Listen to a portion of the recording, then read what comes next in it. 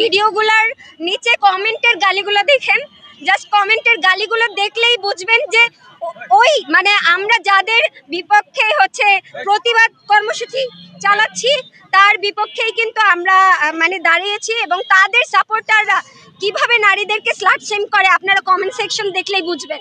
যে একটা নাটক সাজালো জামাতের আমিরের হচ্ছে আইডি হ্যাকের কথা বলে, আপনি যদি দেখেন যে একজন তৃণমূলের যে জামাত কর্মী তার মানসিকতা এবং একজন প্রতিষ্ঠিত যে জামাত কর্মী তারাও আসলে নারীদের প্রতি মানসিকতা খুব বেশি হচ্ছে কি বলবো যে খুব বেশি পার্থক্য নাই। নারীদেরকে কিভাবে দেখে, কোন চোখে দেখে? আমার মনে হয় তো যে এই যে হ্যাকার ভাই যদি হ্যাকারও করে তাদের মনের কথাই আমার মনে হয় কোনোভাবে বলে দিছে, কিন্তু আমার মনে হয় যে এই কমেন্টে দেখবেন যে তাদের সাপোর্টাররা কি ধরনের মিসোজিনিস্ট এবং হচ্ছে তারা নারীর, আপনারা জানেন যে আল জাজিরার যেই বক্তব্যটা তারা বলেছেন যে আমাদের দলে কখনো হচ্ছে নারী প্রধান হতে পারবে না, তার মানে এইটা নাকি মানে আল্লাহ প্রদত্ত। এই ধরনের কথা বুলশিট। আমাদের দেশে এখন পর্যন্ত সারা পৃথিবীতেই নারীরা শিক্ষাক্ষেত্রে, কর্মক্ষেত্রে এবং বিজ্ঞান তারপর হচ্ছে ক্রীড়া ক্ষেত্রে সব দিক থেকে এগিয়ে যাচ্ছে। যখন এমন ধরনের পরিবেশ তৈরি হয়, যখন হচ্ছে নারীরা এগিয়ে যাচ্ছে কিন্তু হচ্ছে তাদেরকে বেশ্যাকরণ করা হচ্ছে, আমার মনে হয় এটা হচ্ছে নারী শিক্ষাকে ডিমোটিভেট করা। আসলে শিক্ষিত হয়েছে বলে কিংবা ক্ষমতায়িত হয়েছে বলে তারা জাস্ট তাদের সেই নারী বিদ্বেষী মুখোশটাকে ঢেকে রাখতে পারে। এটি আসলে অত্যন্ত ন্যাক্কারজনক, এটিকে ধিক্কার জানাই এবং আমি আসলে তাদের খাসলত তারা বদলাতে পারবে এটি আর আমি আশা করি না। আমি তাদের বিচার দাবি করি।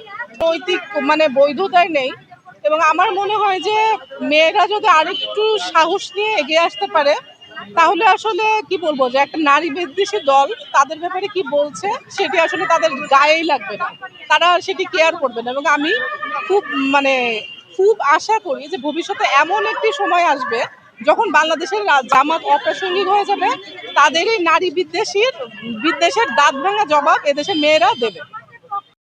মনে করছে না, ফলে সেই জায়গা থেকে নারীদেরকে ভোগ্য বস্তু, নারীদেরকে ঘরের সামগ্রী এবং নারী বাইরে যাবে এই চিন্তাই তো তারা করতে পারে না।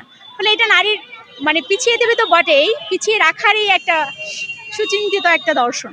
ফলে আমরা বলতে চাই যে এই দর্শনে বাংলাদেশের মাটিতে কোনো নারীরাই এটাকে সমর্থন করে না। আমাদের দেশের অর্থনীতি যে জায়গায় রয়েছে, আমাদের দেশের যে গার্মেন্টস, সেই গার্মেন্টসের প্রায় 80% আমাদের নারীরাই শ্রমিক হিসেবে রয়েছে। আমাদের গৃহ শ্রমিকরা রয়েছে লক্ষ লক্ষ, আমাদের অফিসে, আমাদের অফিস আদালত প্রত্যেকটি জায়গায় আমাদের নারীরা এখানে ভূমিকা পালন করেছে। এবং আমাদের দেশের প্রেক্ষিতে প্রায় 30 বছর ধরে আমাদের নারীরা আমাদের দেশ চালিয়েছে, প্রধানমন্ত্রী হয়েছে, বিভিন্ন জায়গায় ছিল।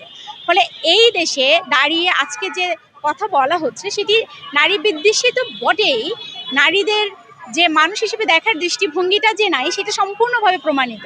অনেকগুলো ঘটনা, যে ঘটনা সবাই আমরা উল্লেখ করছি সেই ঘটনা উল্লেখ করতে চাই না, কিন্তু আগামী দিনে এই যে বারবার তারা বলছে সেটা দিয়ে তারা এটাই প্রমাণ করছে যে তারা একটা নারী বিদ্বেষী শক্তি হিসেবে নিজেদেরকে অ্যাপিয়ার করছে।